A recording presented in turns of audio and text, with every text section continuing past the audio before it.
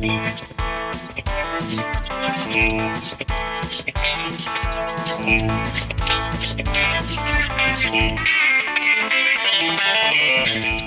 is the Great Alaska Hunting Podcast. I'm Dalton Gray. And I'm Ryan Humphreys, broadcasting from our hometown of Fairbanks, Alaska. Thanks for listening, and enjoy the show.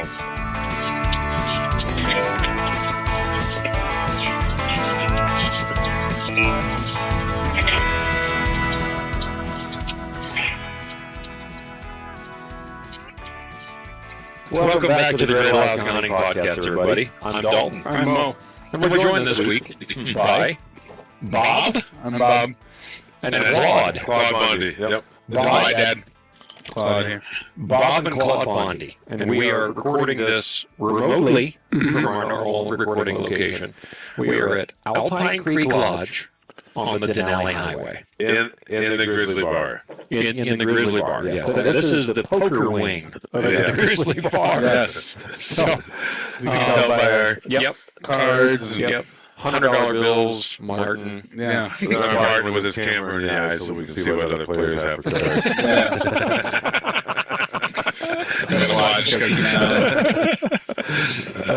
So we don't have our normal noise-canceling environment of dead bear hides like we do in our normal studio, but so there might be a tiny bit of echo, but we're going to enjoy it, so we hope you enjoy it anyway. So I guess Mo and I have some recapping to do from the end of bear season, but I think we're going to forego that for another week. We'll just push that off into the next episode, which I guess will be 2 weeks from now when this comes out. So we figured since we were here, we'll talk to Claude and Bob about Alpine Creek Lodge. So let's just go through it real simple. Claude, you've been here for a long time, had the lodge for a while, so why don't you just tell us a little bit about yourself and kind of your background and how you ended up even getting here to begin with. Okay. Yeah, I grew up in Fairbanks, hunted the Brooks Range when I was a kid. And when I was 12 years old, I decided that someday I wanted to have a lodge. And it took me 30 years, but we got it in 2008. Been open every day ever since. Been a great run, met a lot of great people, and it's just been amazing. Every day is amazing. Even after 18 years of being open every day of the year. Yeah. What did you do before you had the lodge? So I was crabbing in the Bering Sea and then fishing my own boat for 10 years, from 18 to 28. And then I jumped into the oil field for about 25 years. Didn't leave there till April of 2020. And then, I've been here ever since. So. Was there an operational lodge here before you guys bought it? There was not. The lodge was just like half done, and we finished it in 08, and then had like, I don't know, 50 customers the first year. Yeah. Because there was never a lodge here. We didn't have like a basis of any clients at all, so that was the challenge. Starting from scratch for our customer base. Right. So. And then Bob came out, where Bob was born. When we moved out, Bob was... That's kind of a unique way to say that you had a son. Bob was 5 years old when we moved out here, so we're now 23. Yeah. Right? Yeah. 23. But it's amazing. The whole process and working my whole life towards this has been amazing. And I look forward to Bob taking it over full time soon, so I can rest and then recover. Yeah, absolutely. So then, just kind of starting the lodge, it originally was just the upstairs building there, right? Yeah. And so that was just the rooms to rent out just to stay overnight type of thing?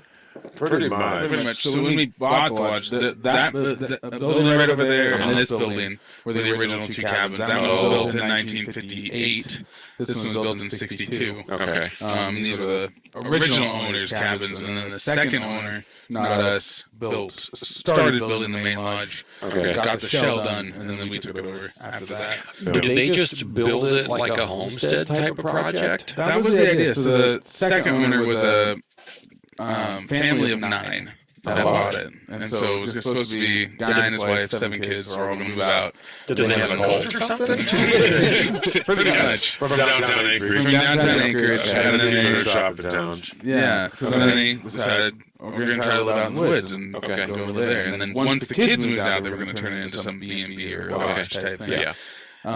But then by the time they got the lodge to the point where it was half done, the kids are like, we're not moving out into the woods. We're not leaving Anchorage. I see.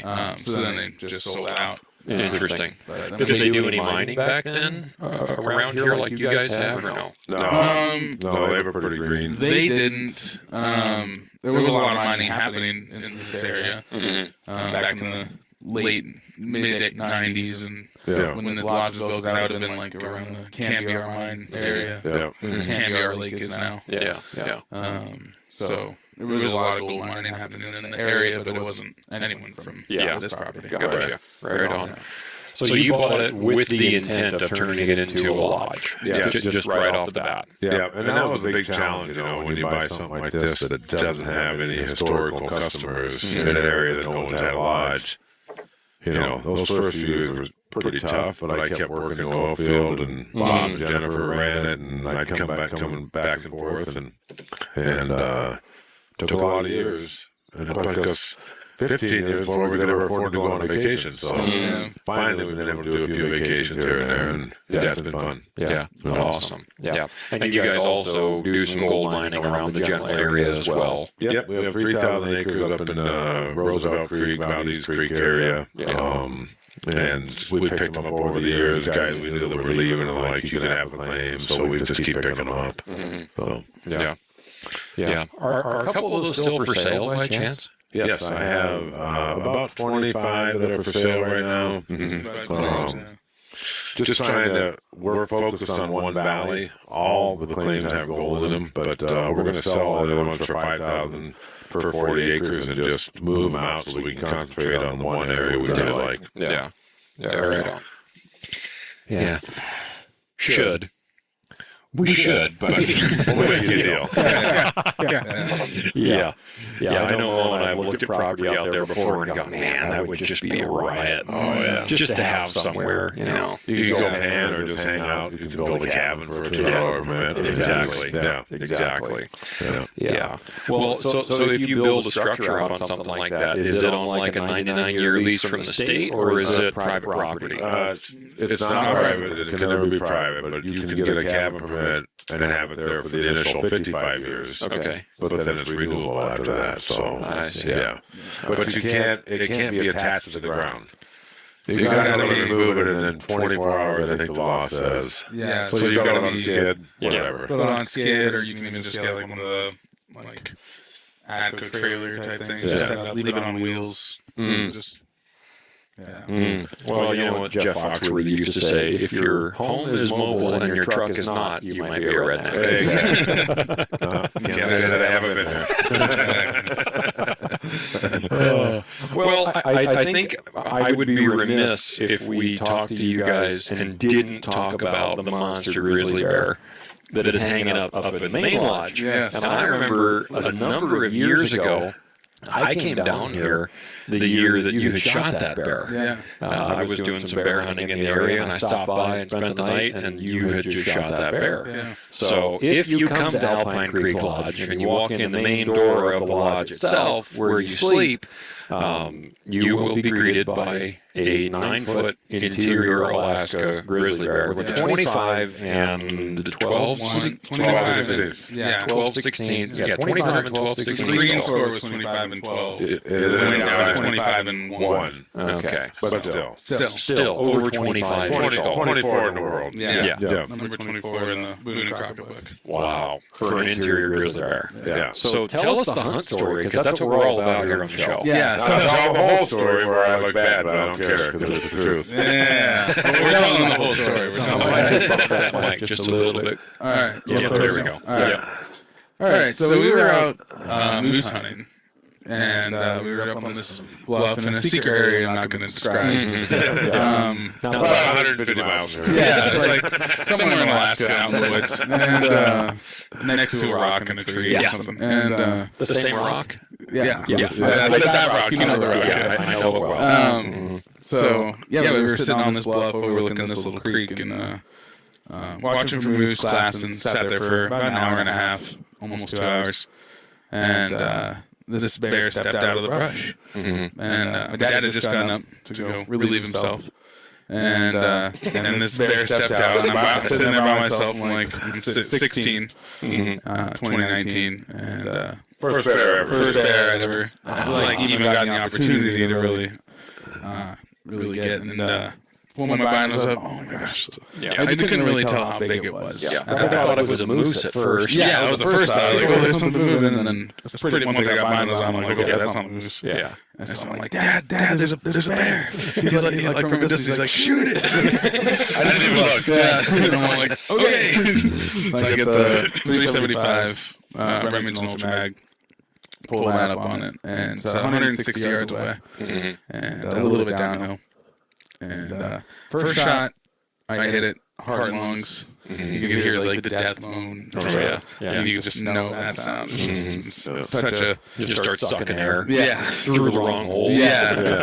And so I shot 7 more times, or a total of 7 times, 6 more times. Wow. Because I was always told by guides and everybody, you shoot until that thing stops moving. Absolutely. So I hit it. First shot, it was coming at us. When it stepped out, it was staring right at us. So we could see.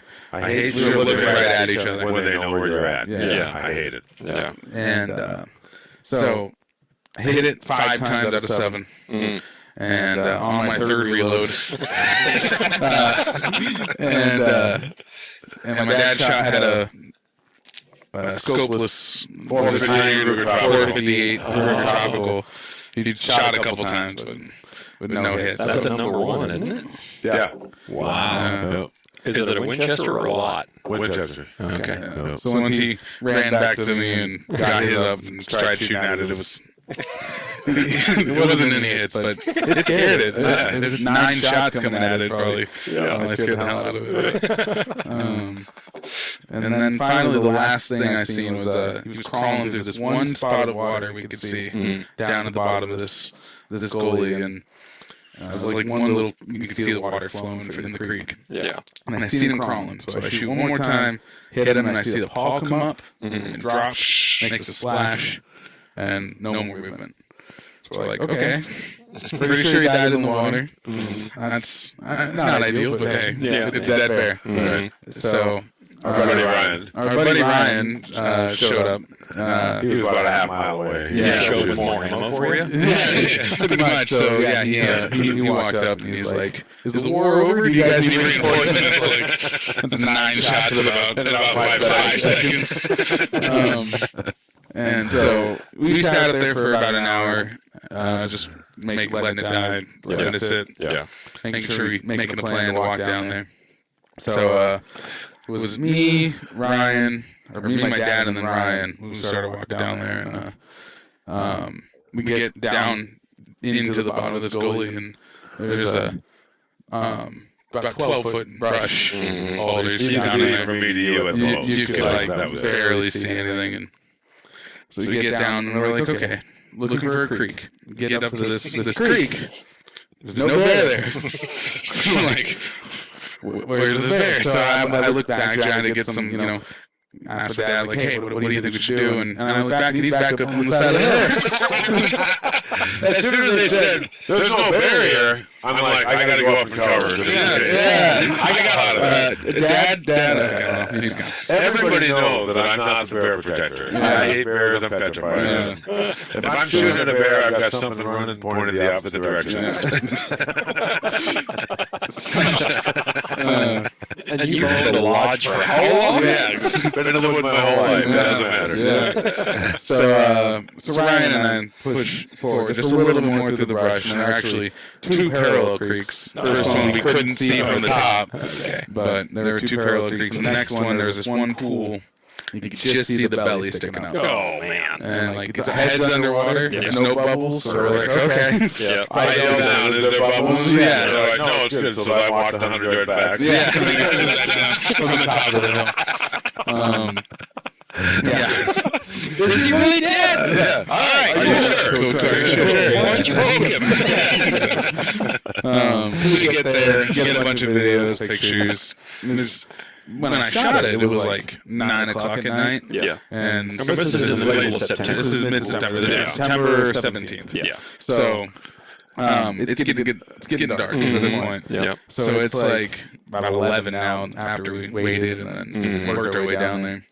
Took a bunch of pictures and we're like, man, we tried to lift it up out of this water. Three of us couldn't get it out of the water. We didn't have like much for tools. We had one rope that we had tied off. But that's about it. So three of us got it like maybe halfway, 3/4 of the way out of the water. We tied it off as tight as we can.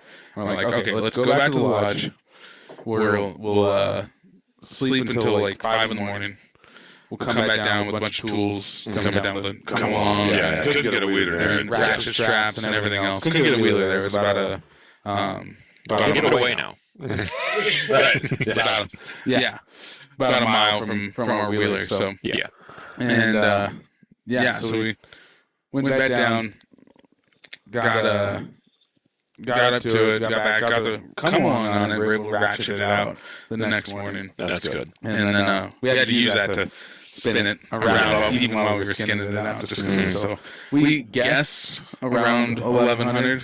Yeah. 1,100 pounds. Yeah. The height was probably 160 with the skull. Yeah. And it's soaking wet. Too. Yeah, soaking wet. And it was raining. Yeah. So we get it all skinned out, skull in, paws in, and we get it all into a pack.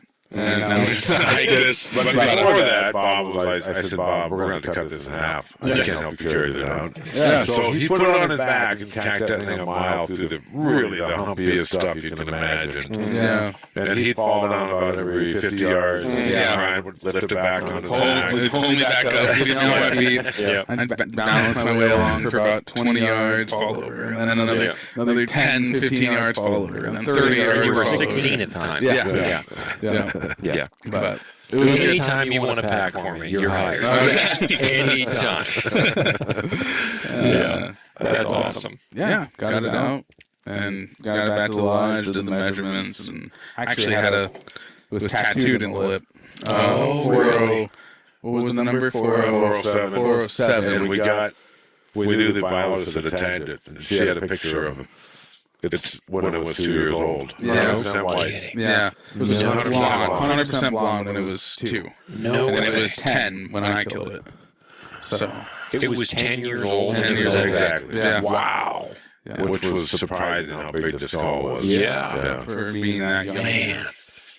Yeah. What a tank. Yeah. Yeah. So He had good genes. Yeah. Yeah. He was in his prime, and the teeth were perfect on it. Wow. Yeah, but I had the tattoo. So Did she divulge where she had tagged it? Yes. It was tagged in How far? Eureka. Really? Yep. yeah. So 80 miles from here or whatever. They tracked it on the town, and then they got it. They they had like 4 spots they had pinged. from the GPS they had on it. It was the tagged Eureka, the hit the Tyone. Yep. Can't remember the other spot specifically, but it was Lake Louise. Lake Louise. That's right. So 100 miles from here. Yeah. Yep. I finally got it right over here. So Wow. Yeah, it was crazy. It was really cool. Yeah. And we didn't know it was that big. Even after, we knew it was big, but we didn't know the size. But we took it in the night's tax with my buddy Russell, and they were like, "Man, that's a nice Kodiak bear." That's an interior Grizzly. Yeah, they had the skull sitting there, and we're like, just like, "Oh my God, this has got to be from Kodiak from the peninsula." Yeah. It just, but yeah, got lucky. Yeah. 9-foot interior grizzly bears. That's an awesome bear. Yep. He was a moose killing machine, I'm sure. Oh yeah. And actually, right after I killed it, it got up like 50 yards from where it died. A moose stood up. Yeah, he was stalking that moose. He was stalking the moose. No way. And then stands up, looks around like this, and just starts feeding along. Like, thanks guys, saved my life. It was crazy. Wow. And we were like so excited, so we're trying to see if it's a legal moose. Right, We're still moose hunting so much, we can't even see it. We're still moose hunting. So we're just like looking at the binoculars, just shaking. Can't tell if it's even a bull, what it has. So wow. Whatever. Yeah. That's crazy. I didn't know that about that part of the story. Yeah. Interesting. Well, so I guess tell folks about what the lodge does nowadays, because I know from the beginning it's morphed into a lot more as time has gone on. I mean, even since I've been coming here in the last 10 years, you guys have done more and more and working with other outfitters and things like that, and bear baiting and things like that. Yep. Yeah. We run some baits that people can use for free, locals or whatever, or guides can use them to hunt. We don't care. There's a couple guides that work out of here throughout the year, in and out from spring to fall.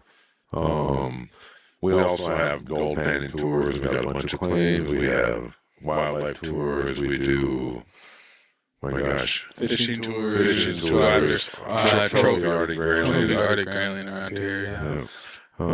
Lake trout. One thing you learn about living in a place like this where the nearest, year-round neighbor is 70 miles away, you got to be diverse. Whatever people call and want to do, we find a way to do it. Yeah. Set up mining companies, to hunters, to fishermen, to people from all over Europe. Yeah. We don't do the big game ourselves. We don't do anything. Right. We'll do ptarmigan hunts and we do guided ptarmigan hunts. We do guided trapping tours from wolves on down. Yeah, predator a lot hunts. of oring here, a lot of lynx. So Go after wolves and coyotes and stuff with predator calls and set up. But we know a lot of guides that we can always call upon if people are asking us about stuff. Baraboo, caribou, the stuff that we can't guide for. We just didn't want to get into that because it opens up another set of regulations that are like. And then, absolutely, and then there's always that friction between the locals and the guides. Right. Stay out of that. Yeah. And I guess for our listeners that are out of state, which we have a lot of, the Denali Highway goes between. If you look on a map of Alaska, the Denali Highway goes west to east or east to west from Cantwell to Paxson, between the Parks Highway and the Richardson Highway, and it's 132 or 134 or 135 miles long, and it goes right along the south slope of the Alaska Range, basically most of the way. And then you cross several major river systems, and so there's a lot of fish down here. That there's a lot of good access, and most of the road is not paved. And there's portions of it that are, but this is a remote area. I mean, once you leave Cantwell, you don't have cell phone service. Right. You have Wi-Fi at either this lodge or there's another one, like you said, about 70 miles. Lodge. Tangle Lake Lodge. Tangle. Over on the eastern side. So you guys are relatively remote with very limited, and the road is obviously melted off in the summertime, but during the wintertime it's not even plowed. It's not plowed from October 1st to May 15th. Right. And so tell folks how you get around if you need to get out of here in the wintertime. Yeah, just one quick one. So the road is paved the first 20-some miles from Paxson, and then it's chip sealed from there to milepost 92. There's only 40 miles of actual gravel left, but they've been doing a lot of work on it, so it's pretty smooth getting now. Personally, I've always preferred driving in from the Cantwell side. Right. I think this section of road is better than the pavement on the first 30 miles on that side. Right. They haven't worked out their patch crews put it all together yet, but it's going to get better. There's way too many frost heaves on that end. Especially if you're hauling a camper, this end is the better end. We did that last year. But so your access in the wintertime, talk about your Jeep. Yeah, so in the winter, not plowed, but we do have the whole highway is groomed by either us or we have a whole trail club called the Denali Highway Trail Club, and I'm the president of that. And we have El Presidente. Yes. You will address me as such, of course.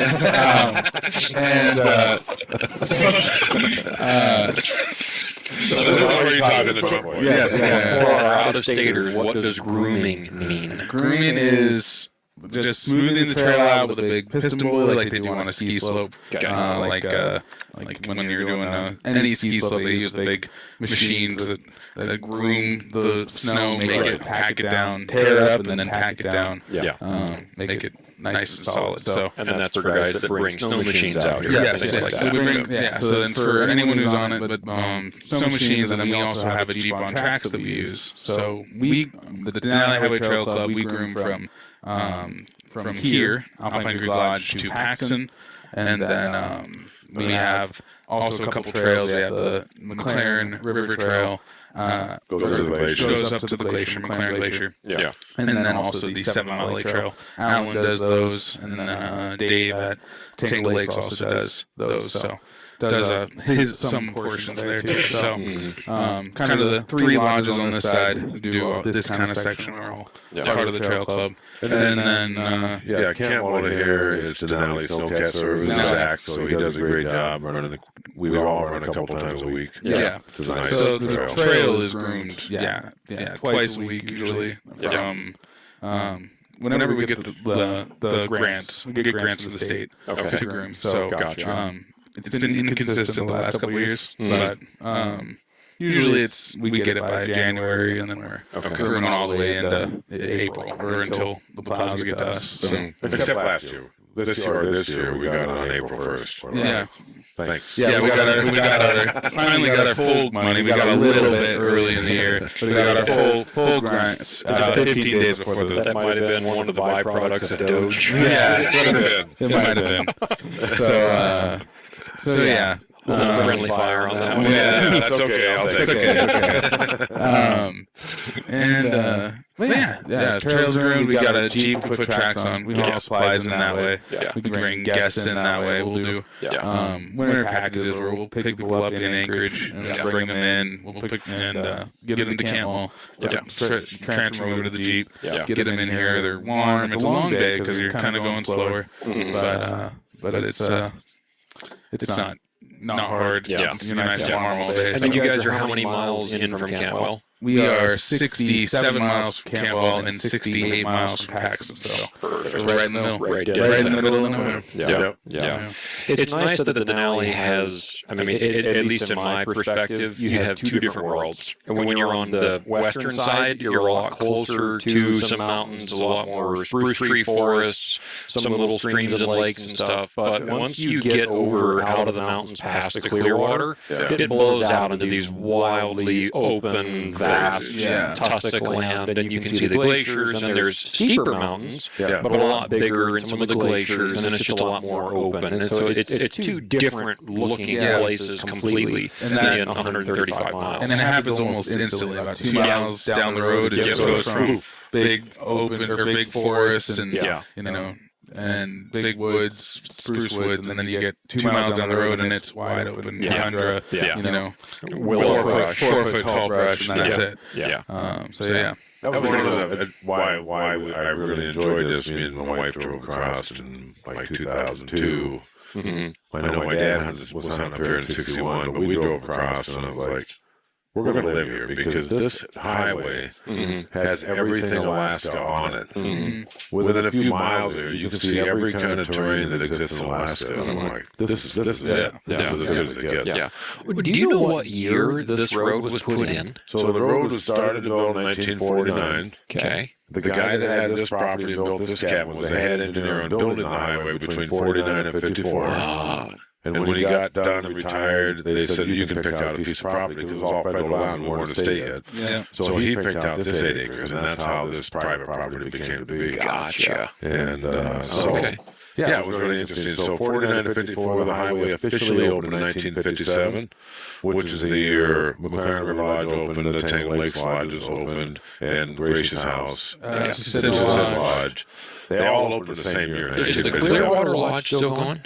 They no, it is up for sale right now, and I heard there might be a pending buyer, but it is up for sale. Okay. I haven't actually ever stopped there because I'm usually on my way here. I've passed it, obviously, every time, but I just haven't stopped Yeah, there. great place. I wish it was still open. It's I say it all the time. I wish every lodge was open around here because it's just going to bring more people. Yeah, Right. right. There's so many travelers on this highway. Like there's never going to be a competition between businesses. And the more businesses that are out here, the more people that will come. So, and we're booked for the next 2 to 3 years in advance of the winter all the time. Wow. For February, March, and April, That's we're our booked 2 to 3 years. busiest time of year, and the people they like before they leave, they're booking next year for sure, and then sometimes they're booking 2 years in advance. Yeah, already. because someone behind them in line checking out, it's like, well, I want this weekend next year, so they'll fight it right at the counter. Yeah. Interesting. Yeah, that's really cool. Are the Denali tour buses still coming through here this summer, or are they changing routes? They are still coming through and going by. We see them a couple times, once or twice a day. We don't accept them here. They don't stop here to get any food or anything. Or We did it one year, and it was a nightmare. It was very hard. Packed. Yeah, It was a lot of stress. 22 employees compared to our 5 employees, and feeding 80 people every day from June 2nd to September 17th. Yeah. So they were here for 2 to 3 hours. 2 to 3 hours. They would have food, and we got so efficient with our 22 employees that we were able to feed everybody and have them getting started on their activities within 15 to 20 minutes. We'd feed everybody. And then we had a dog team here, the Randalls, with Rocky Racing. And so they would do a dog show there. And then we had gold panning. And then the hike. So they could pick which one they wanted to do. They could do all 3. So as soon as our servers got done feeding, then they would be like, all right, now go to your assigned activities and start teaching people how to gold pan, or the Randalls would go down and show off dogs, and then some people would lead hikes. How many days in a row could you shake a pan and say, this is how you do this? About, let's see, from 90 days. That's what we counted. We counted them down from, Wow. June 5th to September 17th. But the good news is we cleaned the boxes out this spring and got like 3 ounces of gold they dropped in the box. So. Just so that people lost. Obviously, we weren't teaching them well. How much is gold on Alpine right now? About 4,500 right now. So we were ranked somebody on our claim at 1,200 now, so we're excited to get back up there. But being such a late spring, we still got about a few more days before we can really get after it. Yeah. Well, I was asking you about that. You said that they just cleared all the ice out of the road. 6 feet of ice like last week. We come up by the line. Yeah. It's a good thing we didn't go camp up there. Yeah. You can drive through it now. It did dry out, but you're going through walls. You'll see walls on the other side. Yeah. Unbelievable. Man. Right there, even Roosevelt, as of, what was that, 5 days ago, there was still, like, you get about 30 yards off the bank, and it was ice all the way out. Still froze solid. Still froze solid. Yeah. Wow. Yeah. Even up behind us, there's still snow way up there. Well, just last night where we were camping, we got a huge thunderstorm that moved through yesterday evening. I mean, lightning within a half mile of that. It woke me up in my afternoon nap. Like, I thought, like one of the trucks got hit. Yeah. I'm sleeping in a teepee with a big center pole, and I'm thinking, what's the survival rate? But then after that storm blew through, the clouds kind of eased out, and you could see up towards Roosevelt, and the whole mountainside was just covered in snow. There's fresh snow out there. Yesterday was July 3rd. So today's happy birthday, America. Happy birthday. 250 years of freedom. That's 250th. Got it right here. Yep. Bob's got his Patriot shirt on. Yep. Everybody's got their patriotic gear on. I got the underbow. That kind of podcast. I'm just trying to get you more views. If you subscribe to our Patreon, it's actually the unfiltered version. That's funny. So I guess then, as far as like wintertime tours, people can snow machine in here. That's a huge part of what you guys do. You already mentioned that. And then the hunting, I've gone hunting in this area, and when I get tired of sleeping in a tent, I come out here and book a room and get a nice night's sleep in the lodge and eat a hot meal that's not in a bag. Right. But outside of that, futuristically, do you guys, you taking the reins going forward, continuation? I'm sure you have new ideas, maybe, or to talk about that. Kind of just I want to kind of keep it. I like the size we are now, because right now we're able to kind of interact with anyone who comes in. And if we get too much bigger, any bigger, really, we just won't be able to talk with anybody, meet everybody. You wouldn't be able to sit down and do this. Exactly. So, he had big expansion plans before the bus. Before that bus here. And then I kind of was like, okay, we're going to keep it down this size. Not going to kind of more quality expansions over quality. Not adding any beds. Not adding any beds. Making things nicer. Just saunas a thought in the works. Oh, there you go.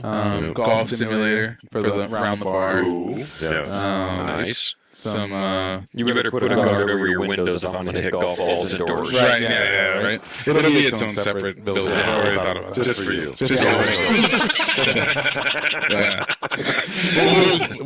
there'll be somewhere else, but when you show up, we'll move the golf over there. Just like, you can you just put a fence up around it. Go in there. Golf swinging. A few things like that, just adding more amenities here. A sauna would be good. Yeah, that'd be a really good idea, especially for the wintertime stuff. I would imagine that'd be a huge right near the creek, build like a step down to the creek. So even in the summer, you can do like a hot plunge. That's a great idea. So that's kind of the thought. More quality over quantity. So right now we can put up, there's 33 individual beds for rent, but there's couples and a few of those we have queen beds. You can about 40 people. We can hold about 40 people, and that's enough for it's still a lot for the four of us, but it is possible for 4 of us, 4 or 5 of us. So and so as far as the family goes, there's you. Claude, you are the Mac Daddy of the operation. Well, of course. I'm the good-looking face around here. Obviously. And then you have your wife. My wife, Jennifer. She does all the paperwork, phone calls, helping, whatever. She does all the work. Always got something to do. But nobody works harder than Chrissy, the cook. Yes. And Chrissy is related. She's not related, but honorarily. Yes, honorarily. Sure. My wife and their moms were best friends since they were like 3 years old. So she's family. And it's great. She just made me the cheeseburger that was wonderful. Wonderful cheeseburger. She has perfected those too. Perfected her cheeseburgers. She's perfected briskets and pork shoulders. And she knocks it out of the park. Nobody here works harder than her. I was quite excited when I showed up. Well, it was the year that you guys had all the buses when you built that little cook shack out there too. And I mean, Chrissy's own little spot out there. I mean, you can just you pull off the main road down here and drive up the hill, and you can just smell it. Right. What's Chrissy cooking today? It's excellent, and they're all homemade burgers. It ain't Costco burgers out of a bag. Nope. You're Freshly ground brisket. The real deal. We grind the brisket ourselves. Mix in our, she's the only entity who knows what she's putting in. She won't tell us. That's because she doesn't want to get replaced by AI. Exactly. That's right.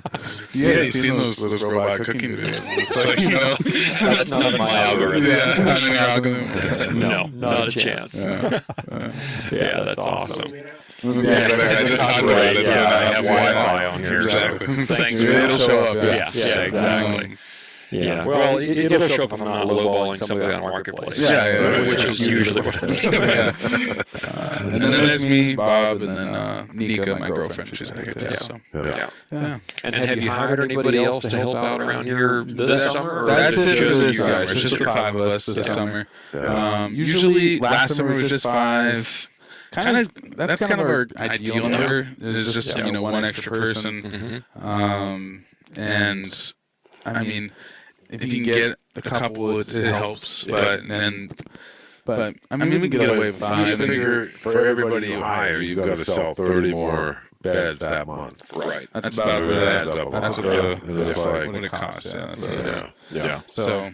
Yeah, no doubt. Yeah. So then tell folks about how this all works then. I mean, as far as you're off-grid is what folks would say. Yeah. So electricity, you have Wi-Fi, you have running water. So, go through some of what that entails for how you guys even get that. Yeah, we got a couple of 12K generators. One runs at any given time, then we have a backup. So that's all our power. Kubotas, yep. And then we had a water well drilled several years ago. It went 100 feet. Oh, wow. 100 feet. Yeah. They were like the well drilling company out of Fairbanks was like, so how deep are your neighbors? Nobody's ever drilled a well in the Clearwater Mountains. We don't know. We just drill until you get water. Yeah. And they had pretty good water at 30 feet, and then they went down to 80 and hit another reservoir. They hit water at 30? 30 feet. No way. Was the first hit. Wow. Yeah, it went all the way to... It got really, like, the best water they found was at 80 feet, and then they went to 100, and just the pump is at 80. Just to have a household for stuff. Yeah. Good. You could. Yeah. Wow. But we're not doing that. Yeah. We've done it. We did it. Yeah, we did it early on. But We got it dialed in now. Good. We and then we have 5 Starlinks Yeah. that cover the whole property. Thing's amazing. That Starlink's a life changer for people in the bush. And we have 5 separate ones because we get a bunch of different. We get a lot of guests. It can kind of bog down if you get a lot of people on it. But so we got one in the bar, one in the main lodge, one out by the cabins, my cabin, and then one that's for the third floor that's private for us, so we can do our paperwork if even if. Exactly. Not ashamed. Exactly. So that winter's long sometimes. Winter gets long. Play some games. We had upgraded the last few years. We spray foamed the whole roof. What a difference. We cut our coal usage in half to heat the place for the year. Cold weather. I was going to ask about the heat. So we heat with a coal boiler. We have use about what is it using now? About 12 tons 12 ton a year. Used to use about 20 ton a year. But since we did the last couple of years, the spray foaming, we now use about 12. No kidding. Yeah. So I tell everybody. If you live in a cold area, rip out the old insulation, put spray foam in, you will be blown away. It is. And there's no more squirrels running around, and And you guys have metal roofs on everything. Yeah, metal roofs on top, pretty much. Top with spray foam, pretty much. Yeah, right on. For mining, is that just more byproduct from mining? Well, we purchased it from Healy. Yeah, we truck it in from the Healy Usabelli coal mine. Can you buy it direct from Usabelli? Well, we buy it through North Pole Coal. Okay. And then they haul it from Usabelli. So their North Pole Coal does all their hauling. Gotcha. Yeah. Okay. Interesting. So pretty much. But what does coal shake out to? Have you done the math about what it equates for buying regular heating fuel? It's crazy, amazing good. So we're paying like $75 a ton for the coal, which is $1,000 or about $1,000 for the coal. The delivery is another $1,500. But the coal is half price of the delivery. No way. Yeah. But it's that much cheaper. BTUs 4 times that of birch. Yeah. So you've got. Well, we do have a wood stove. We don't need to use it. The coal will do it. But the BTUs out of coal, you can't beat it. And that's equivalent cost. We had mathed out, put it in a diesel boiler because I'd like to, because we're getting old and tired of shoveling it. Because it's all hand shovel every few hours all winter. But they... You just go in there with a shovel and sing a nice old folk song. Yeah, exactly. Chrissy does all that. I don't know. I've never thrown a shovel in. But it sounds bad. It doesn't bother me. I keep telling her, we'll put diesel boiler. She's like, I'm fine. Okay. So, but it would be the equivalent of about 20,000 gallons. Is that what they said? They had random 6,000 to 20,000 gallons. Well, 6,000 is $5-6 a gallon delivered. Yeah. I'm like, I'm not gonna can't pay that. trade it out. Not Right at this point. Right. And that's the thing is we've had such a random scale of what that could be. It's like you have to have both Colder in 1 year. consistent, I would imagine, because it's a lot less of an on-demand, or all of a sudden fuel you're going to burn instantly as soon as it needs it. Right. Whereas cold, you're just burning hot. We burn it, she'll start it up about in the cold winter, coldest winter days at 10 in the morning. And then she feeds it all day, and then if it's really cold, we'll feed it till about 11 o'clock. When they get up at 7, it's out. There's nothing left. Yeah. So every day on coal, and coal makes a ton of ash. So we make a couple bins every day of ash that we dump. Yeah. And so it's there's a lot of work to it. So the but thing it's is, like like, cheap. Right. Is it worth you go to diesel, but it's it's less work, but it's a lot more expensive. Lose a vacation. Right. Yeah, exactly. Yeah, I didn't realize that you guys actually burned that much less since you spray foamed. Yeah. Unbelievable. It's crazy. Yeah. Wow. Yeah, it's about And less. I heard that you guys burned coal before I even came down here. Someone mentioned it, and this was a long time ago that I went down here the first time. And as you're explaining this, people have their interpretations of if coal is dirty or not, to burn, and is it efficient, and then the smell. I have never once, and you can weigh in here too, I have never once pulled up here on the road and smelled the coal boiler. You will not smell Healy coal. It's some of the cleanest coal in the world. Yeah. I don't know what the grade is, but it's one of the highest grades, and you don't get the smell. Yeah. It's very clean. Yeah. When I was a kid, I would pick coal off the beach in Homer. I'd wash up off the reef, and you'd fill a pickup, load it, sell it to people for $100. Yeah. But that stuff stinks so bad. It's like seaweed, and there's, barnacles all over it. It burns good. So it gets a bad rap. The Healy is certified Healy clean coal, and it is really good. Very clean. I mean, I've never really. I'm a proponent of coal. I like coal. Yeah. Oh, yeah. I think Me too. people don't realize that half the country is still powered by coal. And we've got the technology that's all scrubbed. Not putting that stuff in the atmosphere like they used to. Yeah, exactly. Well, any highlight reel stories that you want to share before we wrap this up? I mean, you've had the lodge this 2008 to 2026. So in that time frame, do you have any one moment or a couple of memories that really stick out as kind of the highlights of your career here?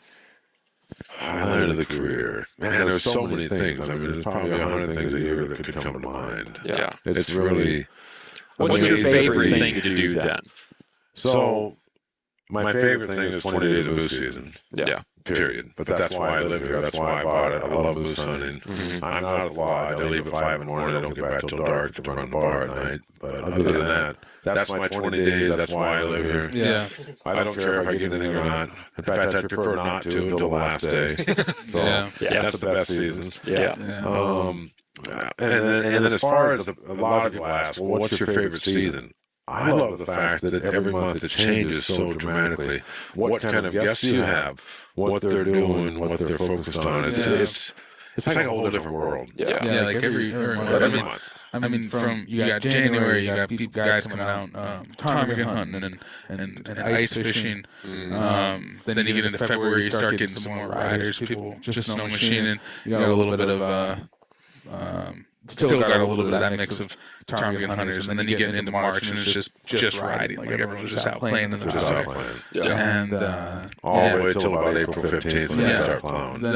Then in April you start getting a few bear hunters out, snow machine bear hunting up into the mountains looking for dens. And then April, May comes around, you get even more bear hunters.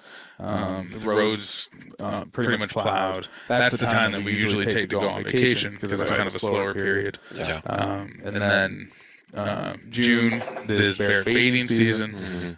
Get a lot of birders in June. Really? Coming through, looking for birds. What are they looking for? Turkeys. They're looking for every little different sparrow and warbler. The big one is the Wilson warbler. That's a fine deer. Yeah, that's one of the big ones. Just however many little species they can find. I have a question then. Yeah. Every spring, and I don't remember what this bird is called. I've heard the name before. But at night, in the spring and early summer, it seems like you'll hear this specific bird, Whippoorwill. and it's late at night. Now, I always hear it. To me, it makes me think of the bear stand. Because when I go to my bear baits, I always hear it. It's this very distinct bird. Is it a whippoorwill, or is it some kind of, It's either that or the other one that will spook you is the loon. But you know what a loon No, is. yeah, it's not a loon. And the other one, that bird's been getting us. It's an owl. It's a type of owl. Because it me and Bob did it a few weeks ago. At least the one that we heard was like this. Just really strange sound. I think what you're talking about is like a robin. It's super simple. Yeah. No, it's a tiny little bird. Like it's smaller than a Coke can. It's really small. So you've actually seen it. Yeah. Okay. Yeah. They're little tiny guys. And I think they have like a yellow Yeah, you know what you're right. plumage. I've pulled it up on this app before a few years ago. Called, Do you have that app? I do. Bird identifier. Yeah. What is it? Merlin? Yeah, Merlin. Yeah. It's a great app. And I was trying to use it this year, but I hadn't updated it since I got my phone and I didn't have cell service. Now you have to re-log back into your Merlin app. Yeah, but it records. Yeah. Oh, do you have a log of it in there, or what you've looked up for? Somewhere. Yeah. Is it a Wilson's Warbler? It might be. Probably. Because it was just suggested back there. Could be. That's a very No, I don't have any recording, probably because I have a new phone. So, No. well, anyway, so If you just type in Wilson's Warbler, that sounds right. And then see. That was the one that all the birdies come out to live over. I don't Yeah, think that's that's what it literally- is. I don't think that's what it is because we hear that all over the state. But Well, sure. And I hear it on the coast, too, right there. And then play that sound. Doesn't it give you a little sound? No. No. That's not That's no. not it. All right, well, we'll have to. I thought it was a warbler or something. Right. Anyway, I was going to talk about one thing that we were working on this spring. Bob and I are certified waterfowl guides, federal waterfowl guides for the state. There's only like 10 of us registered. Yeah. So we found we had a kind of a duck expert come up here a couple weeks ago, and he's like, "You got harlequin here?" I'm like, "Yeah, they're all over." He goes, "People, there's 41 ducks in North America, and the harlequin is one of the hardest ones for people to get." And then there was the Barrow's Goldeneye, which they're all over here. Yeah, we see You have all my Harlequin here, huh? Yeah. Really? Yeah. And the other one that we think is here based on the other bird, we haven't. I know I've seen it before. I think we've seen them before. It's the King Eider. King Eider. And we've seen a lot of other shorebirds, seabirds out here, and we think we've seen them because we're like, man, that kind of looks like a puffin. It's like Right. kind of weird. Oh, What is that? Of course, us, we weren't that into the whole waterfowl. So right now, a King Eider costs you $10,000 for the guys that want to get them. Because you got to go to the trip offs. Yeah. And so that's what they're charging. But we're sure we got them here. We're going to verify all that. Yeah. But we're going to start pushing a lot more. And it's not going to be like get your limited ducks. It's going to be like you can get like 30 ducks here. yeah. 30 different ducks, yeah. 30 different types of ducks. Based on what we were looking at, we're going to start documenting, recording what we're seeing. Yeah. And put together. Are they on creeks or lakes or ponds? All Or ponds out here. So every pond, especially in the spring and fall, will have 6 or 8 species on it. Seen the harlequin. You won't have a ton of birds. It's not a flyway. We've seen 2 harlequins on Tennis Lake. No kidding. Yeah. Wow. And the guy that was with us is like, I've been waiting my whole life. That's one bird I can't find anywhere. Yeah. I'm like, they're all over here. I wasn't even sure they were harlequins. So he said, that's a harlequin. And I'm like, oh, yeah, we got all. So we're kind of getting more knowledge up on all the birds and start documenting. I like how you said that. Yeah. And we'll get document everything. Kind of get a list of the things that we see out here. Yeah. Because we see a lot of different stuff. And just sell it as a trophy. Just looking looking for We're just looking for the male. Just looking for trying to get those specific species that people are looking for. You ever eat those golden eyes? Yeah. They're so good. Those are really good. Yeah. Really good. Yeah. Yeah, they were the guy that was here. That's a big. He's only got 3 left. Those 3 birds left on the list. He's like, We're like, yeah, we got this Barrel's Goldeneye. He's like, what'd you do with it? Is it in the freezer for mounted? I'm like, no, we ate it. He was like, oh my God! He was so disgusted by that. Yeah, we have shot a lot of those deer hunting. Yeah. Well, and now our deer hunt that I was telling you about earlier, used to be you just bring down your rifle for deer or brown bear. And then it became, hey, let's bring down fishing poles too, because we can fish off the Lund. Right. And then it became, man, now we've got a bigger boat and we can look at all these ducks. Right. So now we have shotgun, rifle, and fishing poles. Yeah, exactly. Yeah. So even if the deer hunting is horrible, all right, we're still duck hunting. Still going duck hunting or fishing. We're going to go fishing. Yeah, fair enough. Yeah, that's awesome. That's cool. Yeah, that'll be a lot of fun. You guys get a lot of cranes down here in the fall? They never come by. We never see them. Right over there, Delta or Tangle. yeah. And over there by Campbell, but they just with the mountains here, they just go around. Never seen a goose land here. We see snow geese like way up there, like a mile up, just flying by. But they don't land. Don't land out of the flyway. They're on their way to Kramer's Field in Fairbanks. Exactly. So no, it's not a main flyway, but it's got a lot of variety. They stay here year round. They nest here and everything. They don't even travel all the way up. So Interesting. It's kind of an interesting spot. We got like a bunch of different species that hang out. Yeah. So we're going to be pushing that more after we document a lot of what we do this fall. To make sure we got numbers that we can guarantee for people. Right. Well, that's awesome. Yeah. Well, I'm almost out of Diet Coke, so I think we'll put a bow on this. And thank you guys for coming on for an episode. Thanks for having us on. Yeah. If you guys want to check out Alpine Creek Lodge, you guys have a website too. Yes, of course. AlpineCreekLodge.com. Or follow us on Facebook, Alpine Creek Lodge, Alaska. Bob does a video every day. Yeah, So we'll we'll post see what on we're doing. TikTok, Instagram, Facebook, X, and YouTube. So Yep. And your tagline is, we'll see you here. See you here. so until next time, thanks for listening to the Great Alaska Hunting Podcast.